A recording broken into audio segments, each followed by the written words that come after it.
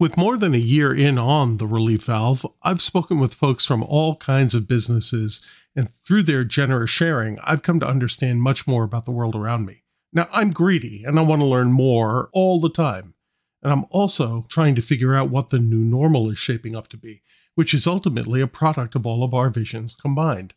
I'm always looking for people to talk with for the podcast. Everyone has interesting stories in their lives, and I want to know about what makes you who you are and what your vision for the future is. So, if you're interested in sharing, drop me a line at jrock, J-R-O-C-K, at jnrprod.com, and let's chat. You know, if there's one theme I've been contemplating this week, it has been adaptation. We've all spent a lot of energy and time adapting these past couple of years. Even if you didn't have any intention of having to, conditions and changes that the pandemic brought to all of us meant adapting to working from home, new ways of doing our work, new ways of having fun, and especially new ways of communicating with each other. And through all of this time, I've longed to talk with a teacher because how we provide education was completely flipped on its head during COVID. Our kids had to figure out how to keep moving forward when everything in their lives became chaos. And the guides charged with taking them through, the teachers, were also not in a position where they were prepared for all of the challenges that were to come. You know, a lot of talk gets put on the places where we didn't reach the prize. But when you think about it, every teacher who figured out how to go from standing at a blackboard to standing in front of a webcam and managed to keep the attention of their students so they got through what will likely be a couple of the most difficult years of their lives is a bona fide hero. You know, we really ought to be treating our teachers better.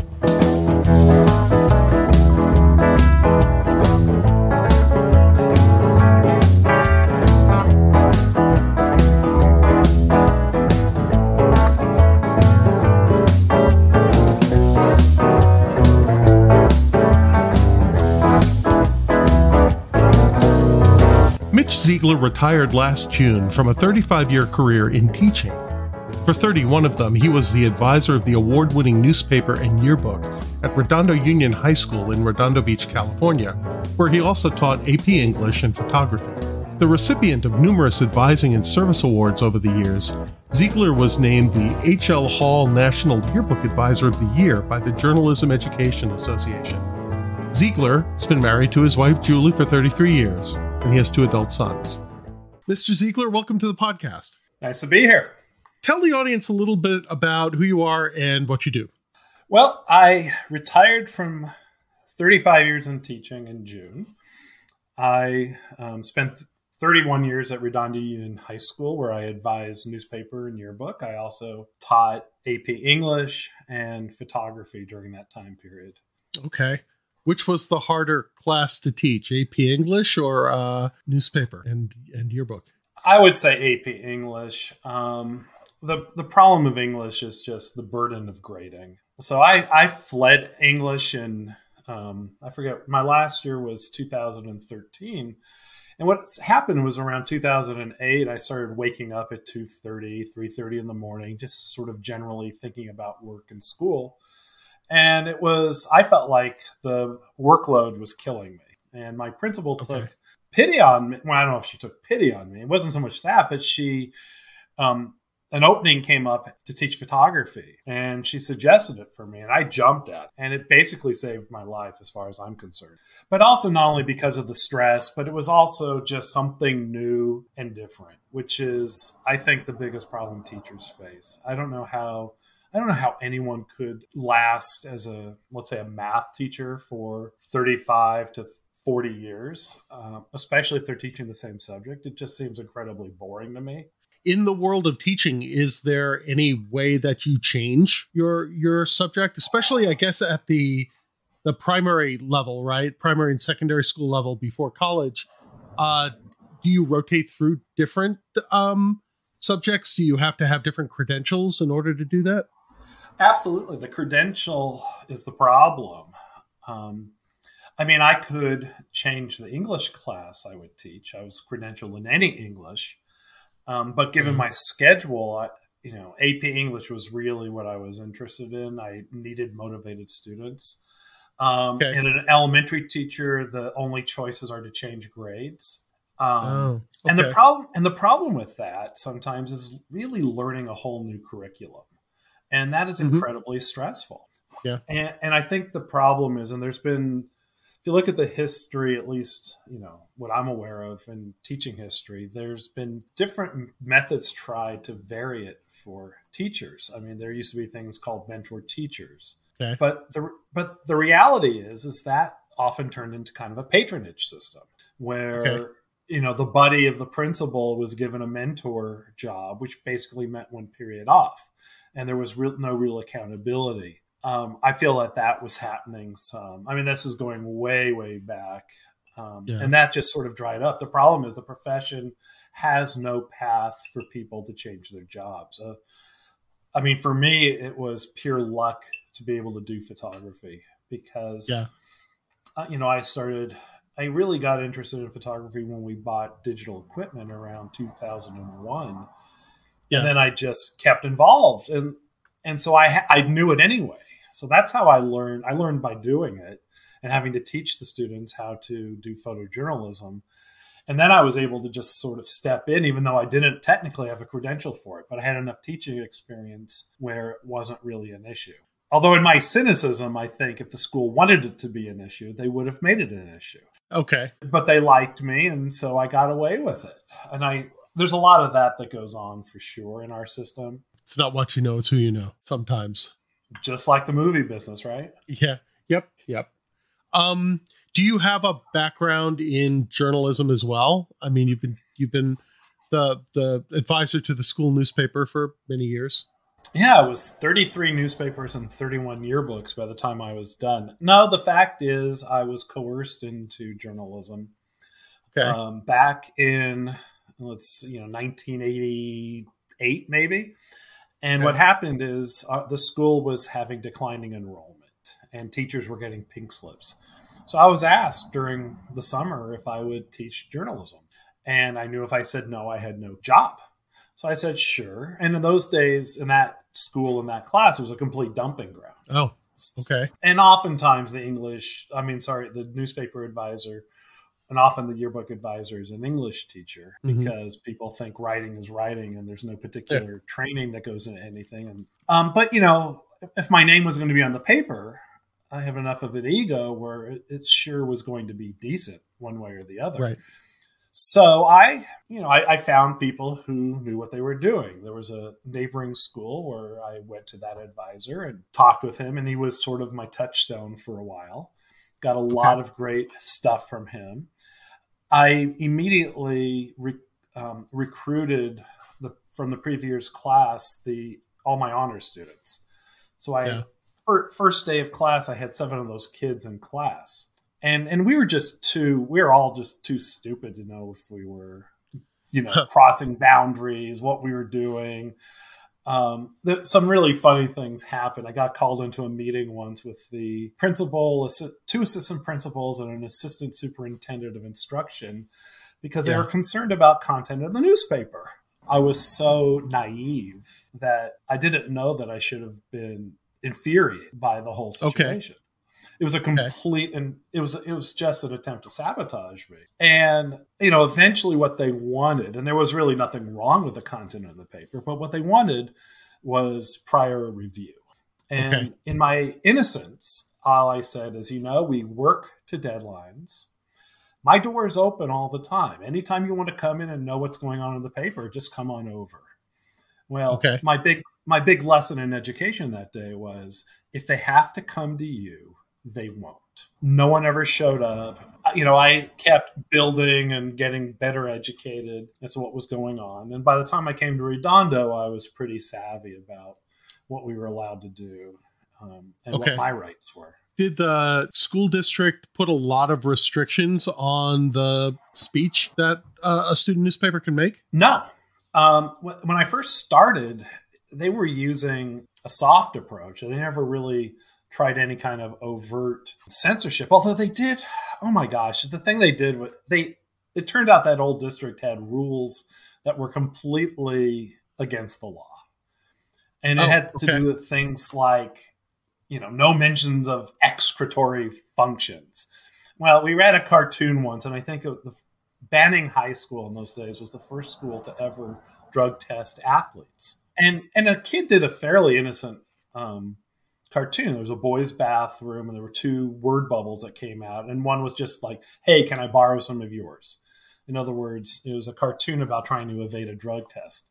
And they brought that up as an example of violating district policy. I go, well, no, it's not.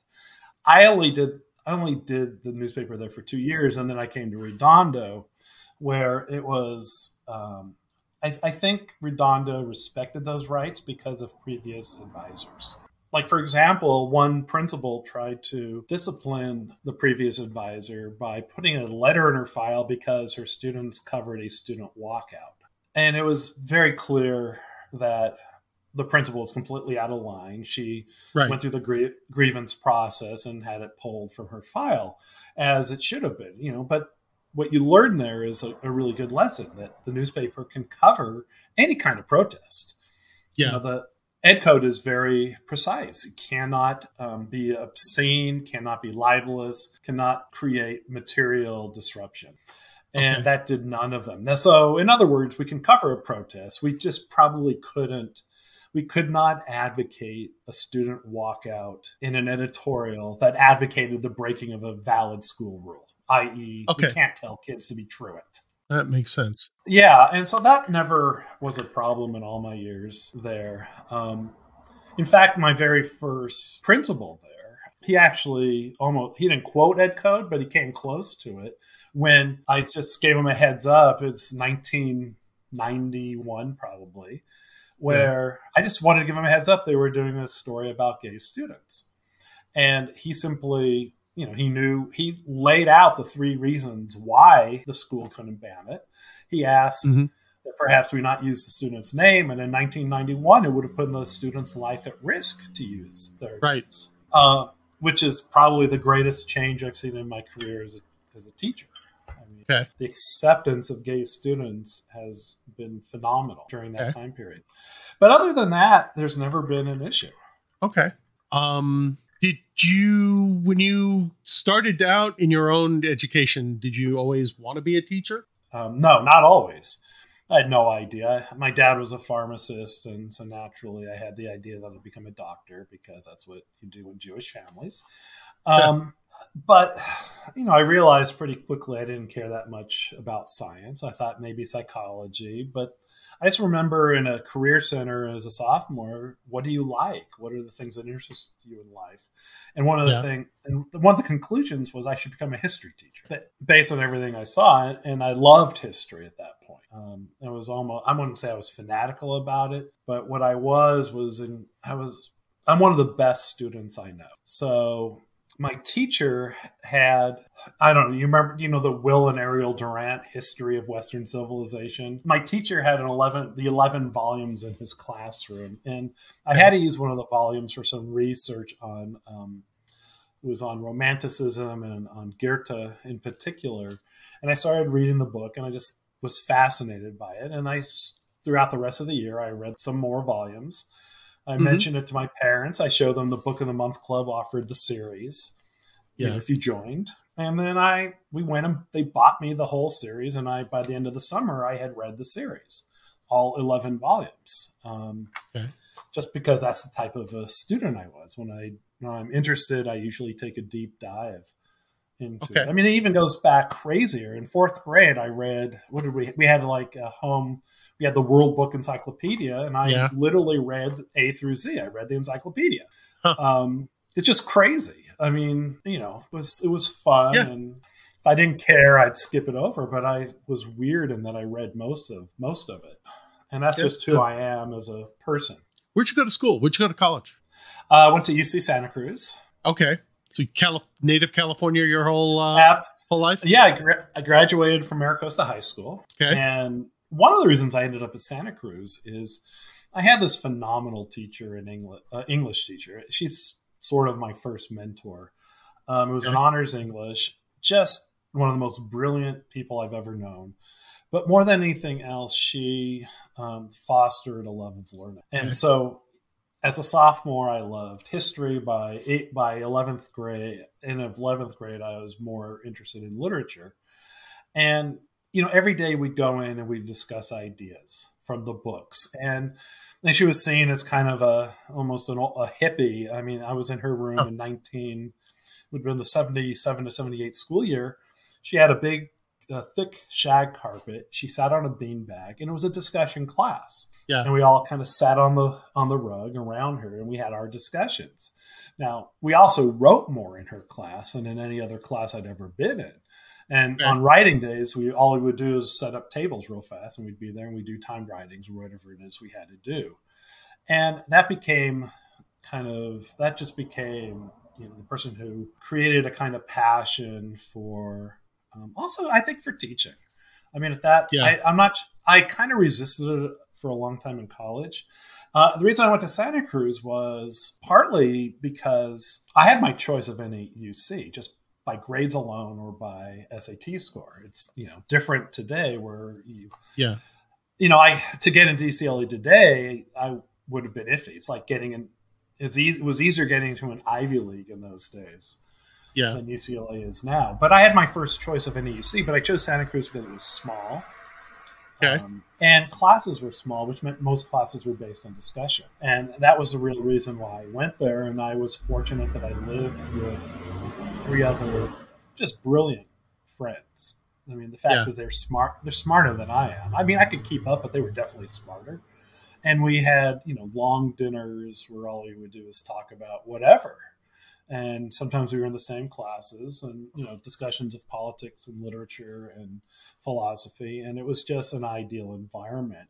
Yeah, that is the ideal of college, right? Just being able to sit around for hours at a time, talking about anything and everything, and sharing views with other people. Absolutely.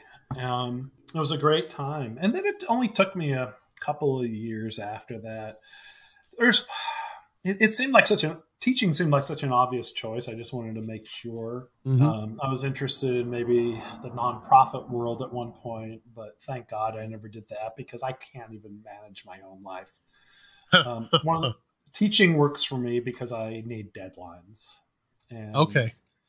And 6 deadlines a day, at least in the beginning, gave me a kind of structure in which I could really thrive. Okay. So, and I didn't know that at the time. I realized it afterwards.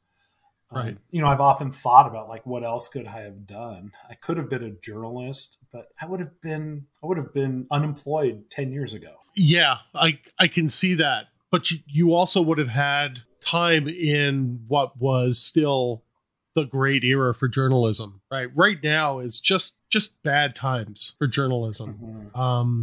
My son, who studied in your journalism class, went on to become a journalist. He got his degree at Cal State Fullerton, and he's working in the gig economy now, right? He's a features editor for an online blog, and it's just brutal.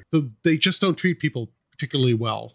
What do you think of the state of journalism and media in general nowadays, as somebody who's taught it for so long? Teaching at a school like Redondo, the goal was never for my students to get into journalism. Okay. And it just wasn't it wasn't the socioeconomics of the community didn't really lend themselves to that. And then journalism's been dying for a long time at this point.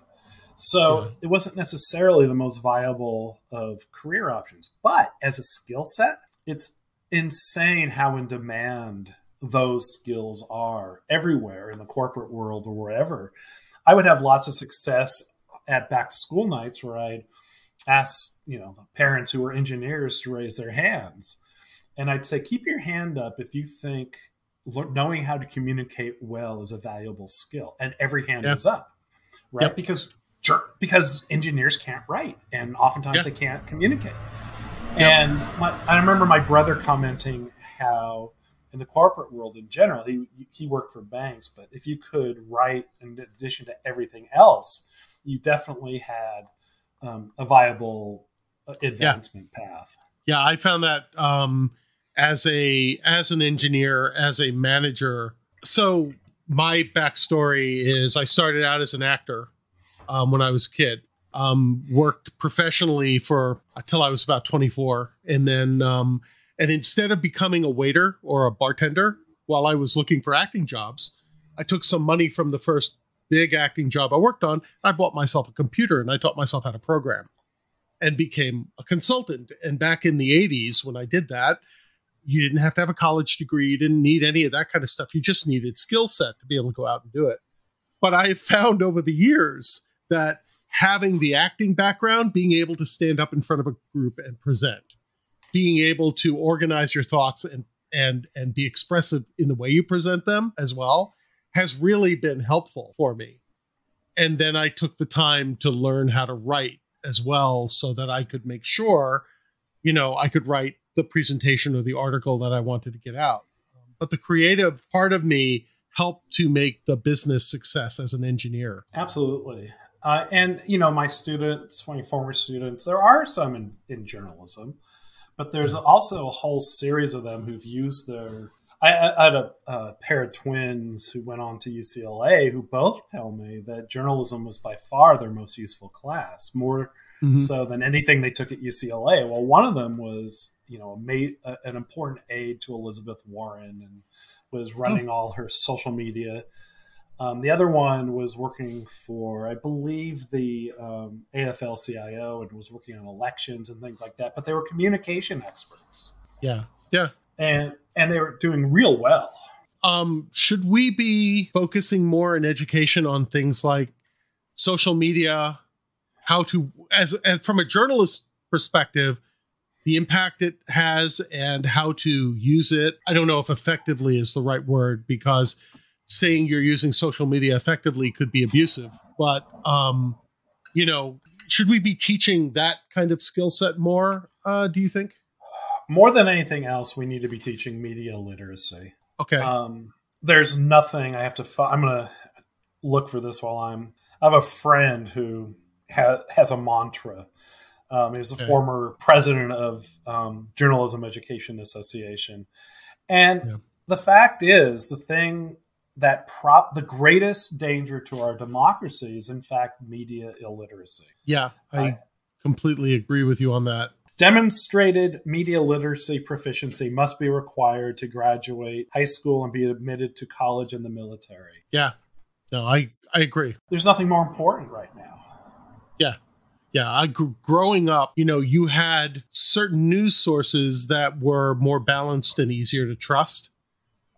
Today, we live in a world where everything is, you go directly to the place where you get the feedback on what you already believe in, rather than, crossing perspectives. And one of the things there's two things that I've preached as my mantra in this area. Number one, you have to understand the difference between entertainment and journalism. Journalism is that reporter who is reporting facts for the Associated Press on the ground in the war zone. And it's not biased reporting, it's strictly facts. And entertainment is Rachel Maddow, right? Right. Anybody whose job is to purely comment on the news rather than report the news is not giving you the news. They're entertaining you. And you have to understand that difference. Absolutely. And find the balance. I mean, I've kind of learned that, I can't tell you the last time I've actually looked at television news. Yeah. I might watch television if there's a natural disaster, because the reporting on those is usually pretty decent. Usually. Yeah. But I don't trust a single television news source, because there is no real difference, even on straight news, between the news division and the entertainment division. Yeah. Not really. Not when ratings come into play. And I feel that, it's so funny because now there's multiple sources for that. But even in the old days, with only 3 networks, they, even in the straight news business, you're making decisions about what to report. Always. There's always a form of censorship, so to speak, because we report on A, but never on B. And there wasn't that much difference on the major networks. But, I still think it was a time there was a bit more, I think, consensus about what constitutes fairness and decency. Yeah. Now I'm a total dinosaur. I mean, I still get home editions of the New York Times and the LA Times. Okay. And I get the Washington Post online. So, I mean, I live in my own little bubble.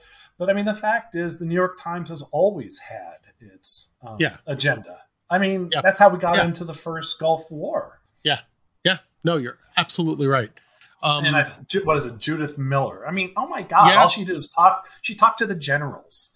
And that's what you got. I mean, that other narrative was out there, but it was through, I believe, the Knight Ridder. And someone pointed out it was the Knight Ridder publications had the more accurate story, and they were talking to the colonels who weren't. But so sometime, like something like the New York Times is more than, it's not so much ideological as it's based on access journalism. Yeah. No, you're right. I spent a few years working at KCBS KCAL. The two CBS affiliates in LA, and they do 11 hours of broadcast news a day. And I had the chance to sit through the daily, meeting where the news director is choosing the stories that they're going to do. Because for 11 hours of broadcasting a day, they did 6 stories, and that was it. They just kept repeating them over and over and over again. And they'd have the opportunity to do something more important, perhaps, and would still choose the bear walking the streets in Chatsworth as the most important thing that's happening that day. And if it's raining, they have someone on the foothills. Yeah. And if it's, and there's always a diet, and there's always a car chase, or there's always, the hood report, which what's the latest atrocity in our urban centers? I mean, I think I used to watch it for sports, right? Yeah. Yeah, but we don't need that anymore. That's for sure. Now we get on our cell phone. I go to the ESPN app and I have whatever I need score-wise. Yeah, very true. I mean, it's sort of funny as you watch this in our culture. We just finished watching The Morning Show. Incredibly high production values, amazing cast, honestly, some nuance and great writing. But yet in the end, you're getting wrapped up into something that literally has no significance of any kind, because it's the news division. I don't think it's a mistake that the guy who's running the news division came from the entertainment division. There is no difference. Yeah. Now you're absolutely right. And it was almost demoralizing. You think, well, they're trying to get me to care about some of these characters, but they're all just doing nothing. So you retired at the end of last year, correct? Yes. Which means you lived through the pandemic year. Well, I mean, we're still in the middle of the pandemic, but you lived through the year where everything shut down. As a teacher, and as a teacher who actually is teaching a class also that required a lot of hands-on kind of tactile work for things like the yearbook, I assume. Right. What was that like? There was a bit of panic. I mean, fortunately, March 13th was fairly late in our year. Yeah. But still, we didn't have, and we had, for some reason, I think we started getting hints of everything happening in February. And so I remember pushing kids to make sure they get as many to photograph as many of the sports as they could. Okay. Before anything happened. And that was a big deal for us. Some of it was pre-planning. Some of it on the yearbook was the fact that my kids were using InDesign and Photoshop online. Oh, okay. Through so you'd already moved to the cloud products. Yeah, in a sense, it was being done through the yearbook. The yearbook company has a product that uses Citrix, whatever. Okay, yeah. I have no idea what desks. that. Yeah, exactly. Which is when we're all Macs, and actually converting to what's essentially a PC desk is kind of a weird challenge. But in any case, so they were already doing that. When that day came, I was able. We use a big server in the classroom for photographs, and that was our biggest issue because the kids had everything on their computers. They were ready to work. Everything was being turned in online anyway. But and I guess that was the big issue. But we were able to pivot really well. I think on the very last day, around the 15th. There's a photograph of my students at Klatch Coffee. They're all sitting around the table wearing masks, but they're communicating on their computers with everybody on the staff and coordinating all their coverage. And so we did pretty well. I mean, we did surprisingly well. We had pretty much everything we needed. The girls finished the book on time. The problem is the yearbook plant had shut down. Oh, okay.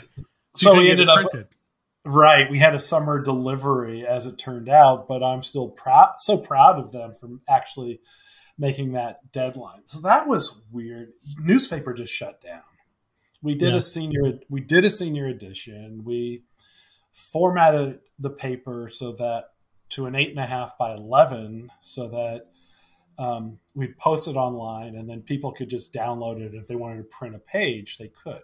Okay. Right. So we came up with some convenient for the parents. Okay. Were the kids able to real report stories, go out and, not face to face, obviously, but still they picked up enough of the skill set to be able to reach out, whether it's online or by phone, and do the interviews remotely and do all that kind of stuff? Absolutely. They pivoted really well with Very that. Cool. And again, we were using the same yearbook software with the newspaper kids. So we had cut down a lot of the deadline time in the classroom because they could do most of their work from home because they had the access to the software.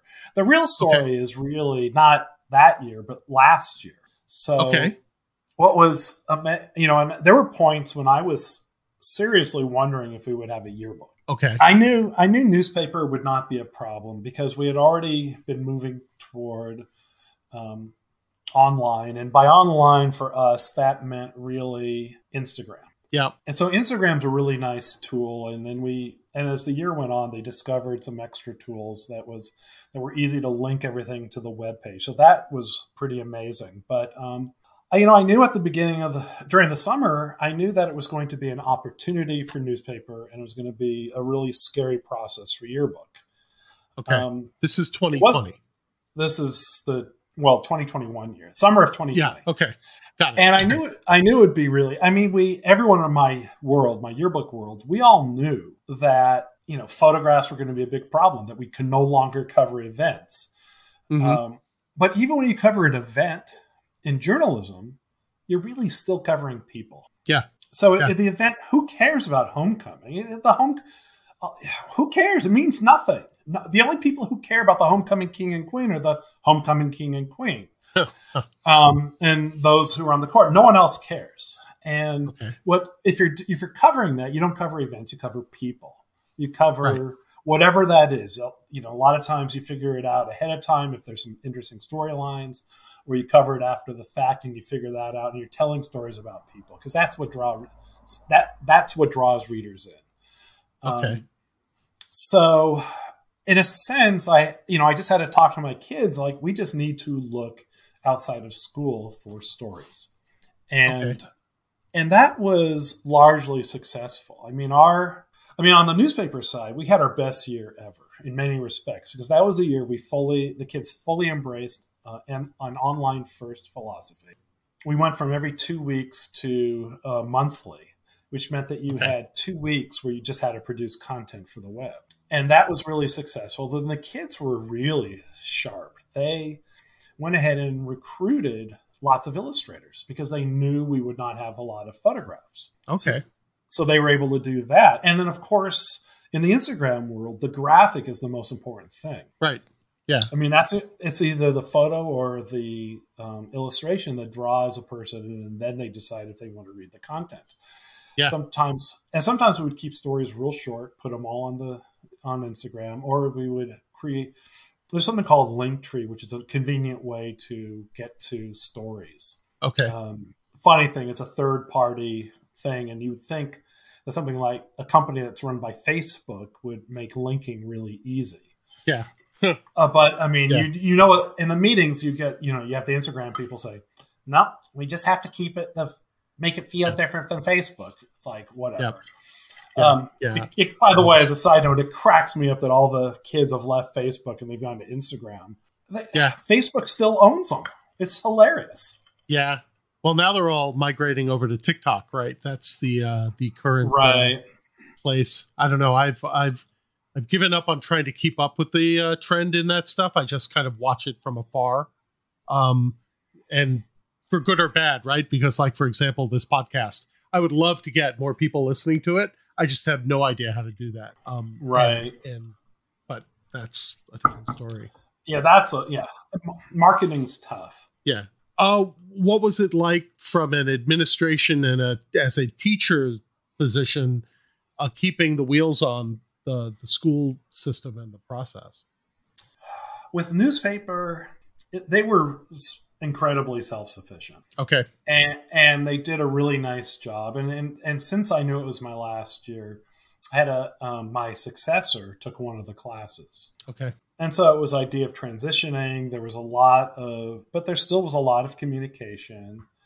I would go into the 6-period class via Zoom sometimes, and partly just to check in with the kids who I'd had in the past, right? Because I have a lot of kids for 4 years, and that meant a lot. I mean, my first few weeks of that year was only spent making connections with kids. That's all that mattered. Sure, because the new kids coming in, you didn't physically meet at all, right? Right, and that's even true. That was true in photography. Yearbook was always a different thing because yearbook is so visual and photograph based that as a coherent group never really took off. Okay. Kids did their work for sure. I mean, but not at a same level as the newspaper kids were doing.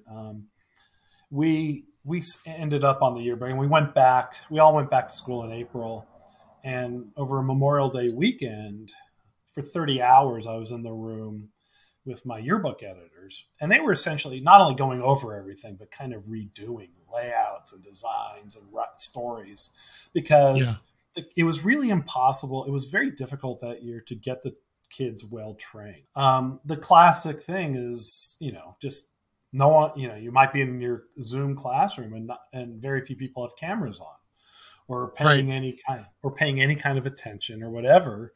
Kids were dealing with a lot of issues. When I was in my photography classes, I mean, I had 8 a.m. photography classes. Huh.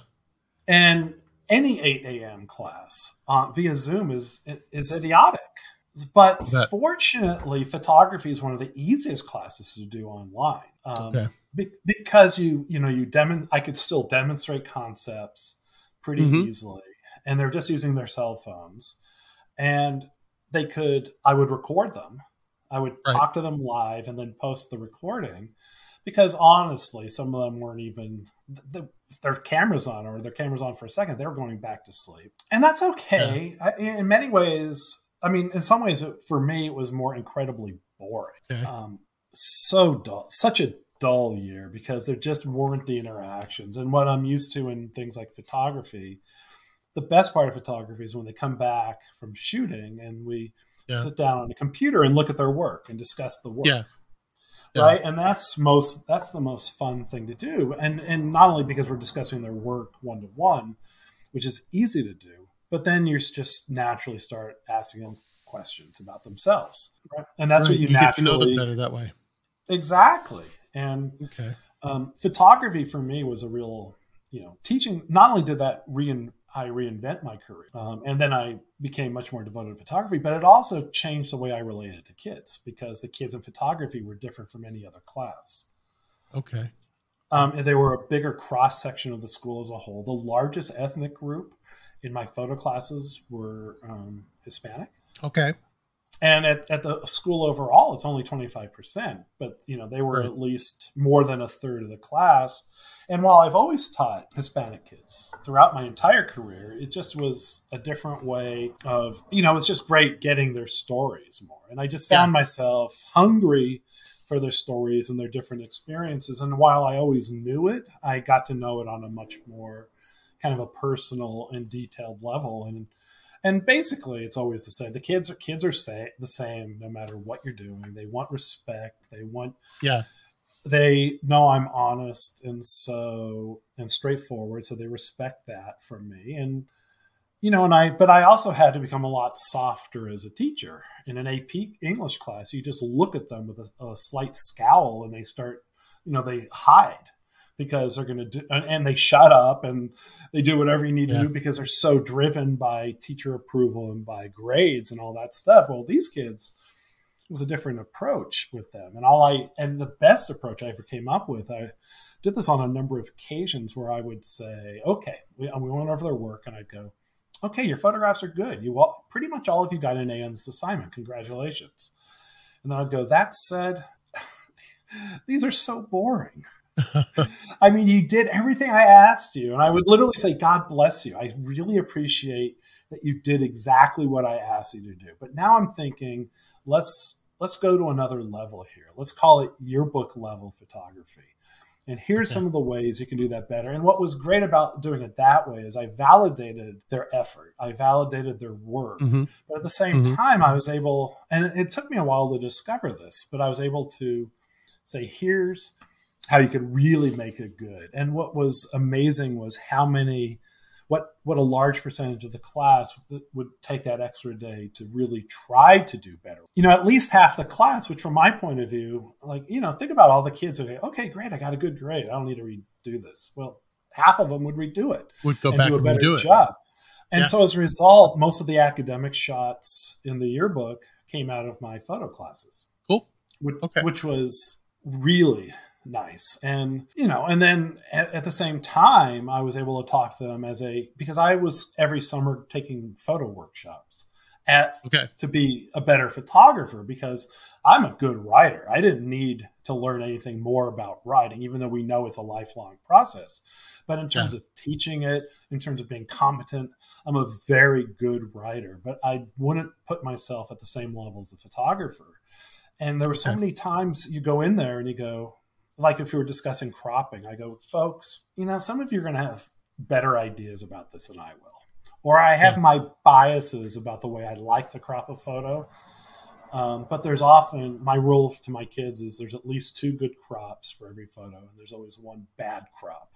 Like if I cut off your head, that's a bad crop. But there's always, there's always legitimate discussions about how much extra room you put into a photo and things like that. And once you make yourself vulnerable or you put yourself in there as a learner in that situation, and the kids are much more willing to step forward and contribute. And that was the other learning thing I figured out. Yeah. The funny thing is, like in an AP English class, if you are not an expert at their writing, they'll chew you up and spit you out. Oh, kids are ruthless. Yes. Well, they can be in that setting because they expect that from the teacher. Those kids tend to be a little contemptuous of any teacher who seems in any way kind of vulnerable. I can see that, right? I mean, they're committing the extra effort for the AP course. They're committing financial resources to make it happen as well. There's a lot at stake ultimately in the end because of college credit that's tied to the other end of it. And just as any consumer would be, right, in their life, if you go and you spend a lot of money and effort on something, you expect return on your investment. So more power to them for being that way, right? It's kind of it's kind of I'm cool. just lucky in that I was very well trained and never had to face that from students. Cool. So now you're retired. What's the next 6 months look like for you? How are you feeling about the world right now? What are you doing? Well, first of all, I'm really glad I'm not there. I think this is a tough year. I think it's in the publications, there's a lot of retraining that's taking place out of necessity. Okay. And I hate going backwards. There's something about that made me nuts. I think in other classes and other teachers are facing kids who've really lost a lot over the year. And hopefully they're going to be patient enough to say, okay, we can only cover so much. And this with older kids, I'm curious about this.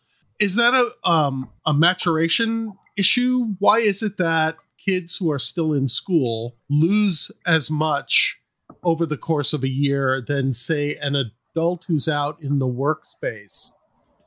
Not that I'm saying I don't go, blitzy from time to time on things that I've learned, but there's this sense that I get it a little bit more with younger kids, but when you're dealing with high school kids, why is that the case?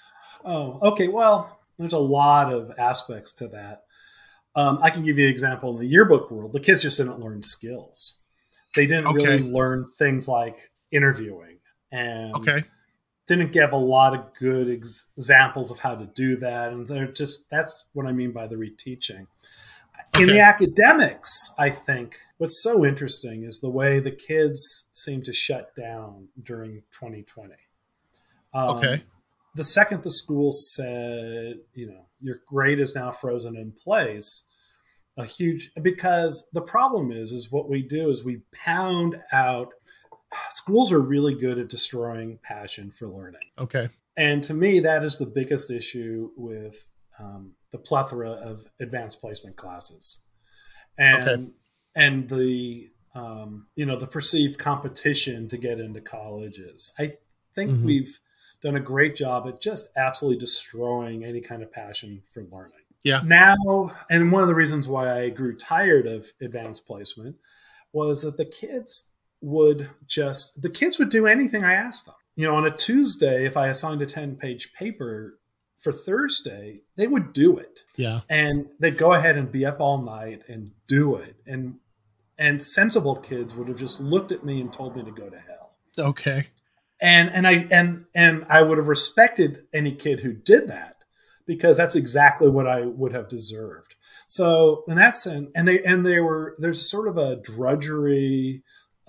They're almost like automatons the way they go about it, because they say, and all they want is just let me know what I need to do to get through this. And it's really bad, and it's hard for them to do deep dives. They have no passion for that for the most part. I mean, of course, on the other hand, there's the kids who spend 4 years in journalism. They're doing it there because they love it. That's an entirely different thing. But why, taking 5, 6 AP classes, it's not obvious to me. There's certainly no process for them. It's about getting through with an end result. And that's all. I would agree with that. That's for so many of them. And that's not the kids. It's not their fault. I think it's the school itself, and I think a lot of parents have some blame for that as well, just because of the way they push their kids. I mean, but it is interesting, because one thing we've realized is how much kids can actually accomplish. They achieve at higher levels now than certainly when I was in high school. And I talk about being a really good student. And I know, in terms of my reading background and my background in history, I would have been far beyond any kids now. But I was also far beyond a lot of my peers at that point. But I pursued that, and I loved it, and I had the space to do that. There's a cost to that, though, in the kids themselves, right? I hear these stories constantly, and that young people are less independent and seem to have less grit, what we would describe as grit, as far as dealing with things, or a certain type of independence to figure things out themselves. And that's something I hear all the time. I never really saw that, just because it was a different situation. But to me, the big difference was when I moved from teaching honors English to AP. Again, AP became a grind for the students as well as the teacher. And I love teaching AP. I mean, teaching the kids to write and think well was just incredibly satisfying, and they appreciated it. But we still had enough discussion of books and things. But when I was teaching honors English, my program was just as rigorous, but it wasn't quite as focused on writing in the same way. What did we focus on? Like, I did a semester-long project in contemporary American poetry. And it wasn't all we did, but it was a semester-long thing in which kids read on their own, responded informally in journal format, and formed themselves into groups, eventually taught the poet to the class. And, the effect of every student's attitude about poetry became so much better by the end of that process. And it was it was really student-centered, and, I used a lot of reader response techniques and made it sort of low stress for a long time. And that worked. And, I remember discussions of I think we were doing the Grapes of Wrath one year, and I remember kids came in one morning and say, "Are we going to discuss the book?" And they were so excited that we were going to discuss the book that day. And that wasn't really happening in AP anymore. And again, it was get us through it. And then also, I became, in some way, I mean, I became a better teacher of writing. Yeah. And that helped me as a writing teacher in journalism as well. But what we lost, and, like I would have kids do maybe creative responses to literature. Well, before AP, they did wonderful things. After AP, they had no idea how to do it because they were not being, they never saw my full bag of tricks ever again. Right. All the ways, creative ways we would have to respond to literature. And that's one of the things I think we've lost, because what we've really done is we have failed in the affective domain of really making kids enthusiastic. I mean, in AP, they don't even teach literature anymore.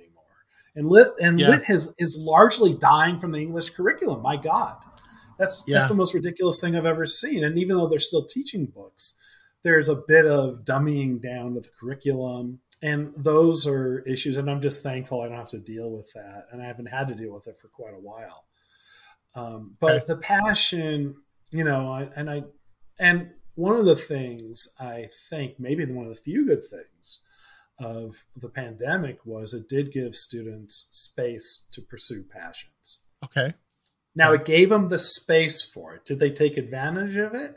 Well, some did and some didn't. And it was real obvious at times. I mean, the kids who were still doing not much beyond video games, no, they didn't take advantage of that in any way. Right. But, kids were pursuing artistic things and and they suddenly had more time. We were done with school by 12:30. Okay. And, they were getting better sleep, possibly, unless they were online all night. And that's with a lot of kids.